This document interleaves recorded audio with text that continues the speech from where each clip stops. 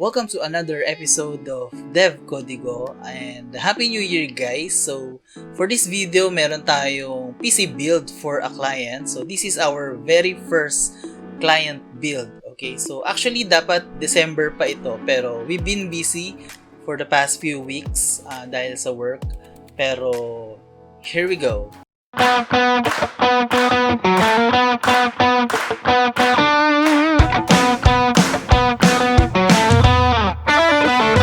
So this is a 25 to 30k pesos budget build and I'm really excited about this build kasi bukod nga sa ito yung ito yung pinaka una nating client build. Yung PC kasi na to ay gift ng client natin sa kanyang parent. So yun, ang saya lang maging part ng ganito, di ba? Nga pala, this will be a gaming PC, no? Okay, so pinangalanan ko siyang Project Legacy kasi basically yung lalaruin na games ay primarily yung mga games na medyo luma na. Okay, so like Battle Realms, Red Alert. So for sure, may isip nyo na overkill yung computer na to. Kasi nga, di ba, gagamit tayo ng Ryzen 3400G na APU. Okay, so yung APU na kasama niya, which is the Vega 11, is comparable to a GT 1030. Okay, so si GT 1030, masasabi ko na capable siya makalaro ng mga titles like CSGO. Okay, so yung mga hindi naman ganun kalumang games pero halos parang modern na din kung tutuusin. Okay, so this is based from my personal experience kasi meron akong GT 1030 and nakakapag-game ako dati ng CSGO using the graphics card na GT 1030. So, para makita nyo rin kung paano nagpa-perform yung 3400G when it comes to modern day titles like CSGO, Valorant, and even Rise of the Tomb Raider. So, please watch out by the end of the video para kayo na mismo mag-decide kung ito ba yung processor na para sa inyo or para sa next build nyo. Okay, so hindi ko na patatagalin pa. Let's discuss kung ano mga components na ginamit natin for this Project Legacy PC build. For the CPU, we'll be using a Ryzen 3400G. So, meron tong 4 cores, 8 threads, and this is part of second generation Ryzen processor. At the same time, APU na siya, so meron tong kasamang Vega 11 na comparable to GT 1030. And since ang primary game na lalaruin naman ng parent ng ating client ay Red Alert at Battle Realms, kayang-kaya yan ng Ryzen 3400G. But of course, if ever in the future maisipan nilang maglaro ng modern titles, very capable naman ang system na ito. So we also tried several games on this system unit. So check it out on the next part of this video. For our motherboard, we'll be using an MSI B450M Mortar Max. And since micro ATX case ang gagamitin natin, we opted for a compatible motherboard. So no compromise on this board since this is using a B450 chipset which support up to 3rd gen Ryzen processors, just in case maisipan nilang mag-upgrade ng processor in the future. For the RAM, bale gumamit tayo ng 2x8 gigs RAM kits running 3200 MHz, and if you're using a Ryzen processor, very advisable to use dual channel memory configuration, ideally with either a 2x4, 2x8 or even 2x16 RAM kits. Of course, that depends on your budget at kung saan mo gagamitin ang system mo. Kung casual usage, okay na ang 8 gigs. For gaming, okay na din ang 16 gigs. Pero for 2020 and beyond, I think 32 gigs is recommended, especially ngayon na medyo bumaba na ang prices ng memory. For our main storage, we use a PNY 480GB SATA SSD, and if you're building this year 2021, make sure at the very least na yung operating system mo ay naka-install sa isang SSD. For additional storage, we use a 1TB hard disk drive na SEAGATE BARRACUDA for additional games, personal data, and even backups. All of this will be powered by a Corsair CB450 80 Plus Bronze certified power supply. So one of my trusted brands ko na ang Corsair, and this one is a good entry-level PSU And I think this is a replacement of the VS series na targeted for value talaga. And fun fact, meron akong VS450 na running pa rin on one of our computers until today. Para naman sa case, ilalagay natin siya sa Darkflash DLM21 mesh. If you haven't seen our overview about the DLM21 mesh from Darkflash, check nyo yung link natin sa description below or dyan sa top right corner ng screen. So in summary, it's a good case since naka-mesh yung harap niya, which I highly recommend for PC builds. For the peripherals, nagpabili din si client ng monitor, keyboard, and mouse. Okay, so for the monitor, we got the SpecterPro 75Hz 1080p na 24 inches. And for the keyboard, we got the Gigaware K880 mechanical keyboard na merong blue switches. So ganito lang yung box niya pero K880 yan. And a decent gaming mouse for around 300 pesos na Gigaware X8. So, for the total price of the system unit, umabot tayo ng 27,000 pesos and around 6,000 naman for the peripherals. So, ang total na nagastos natin for this whole build ay around 33,000 pesos.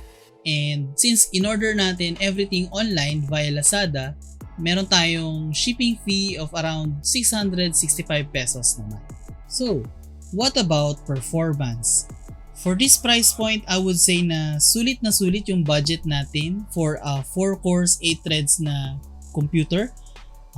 Kudos talaga for AMD for introducing Ryzen kasi nga, 'di ba? Gone are the days na stuck tayo sa quad core high-end systems.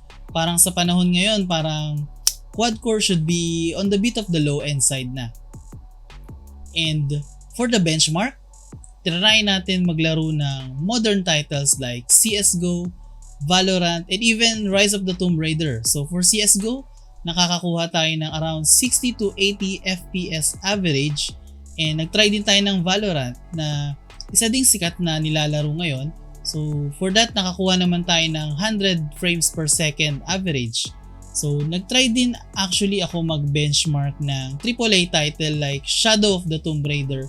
Although medyo nasa low side ang performance niya, na-impress pa din ako kasi yung Vega 11 na integrated graphics, kahit papano nakaya niyang i-run yung game na yon.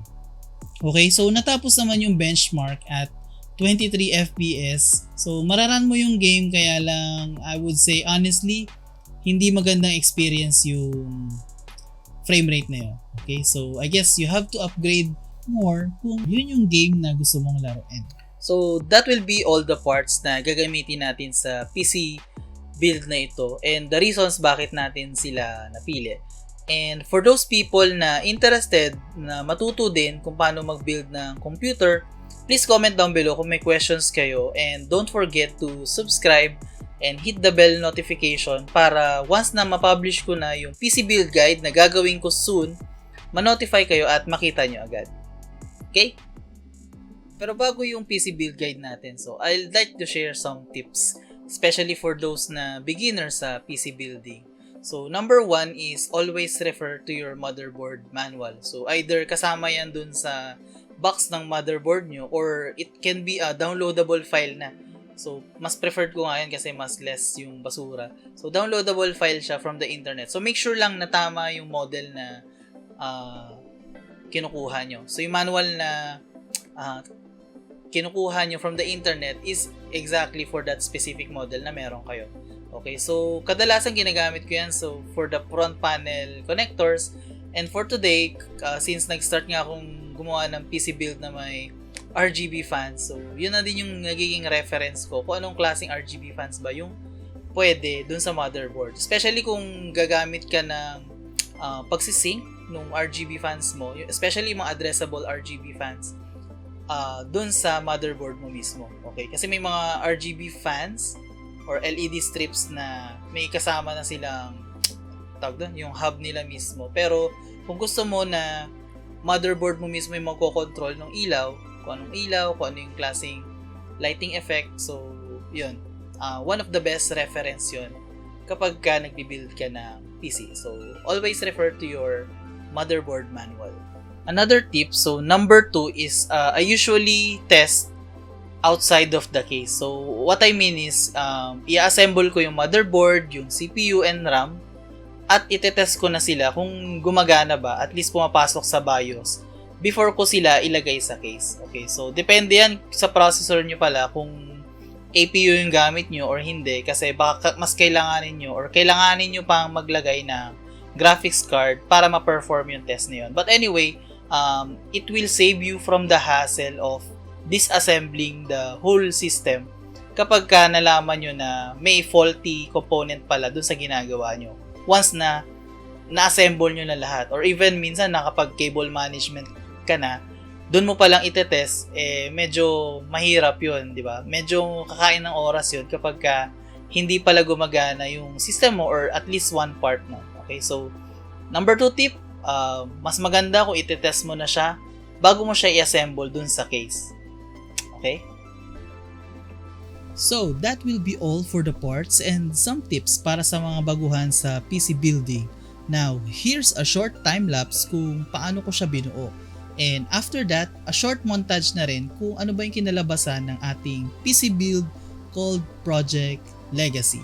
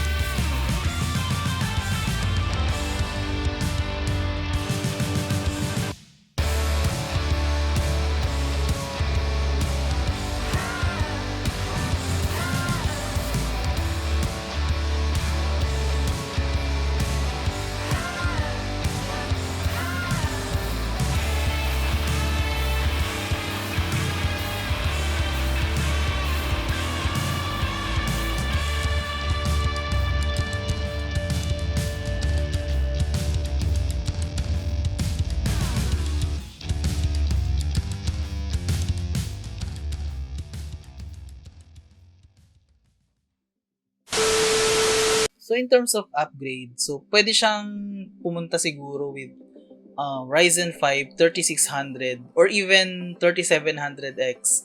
Depende na lang yan sa budget of course at sa paggagamitan ng computer.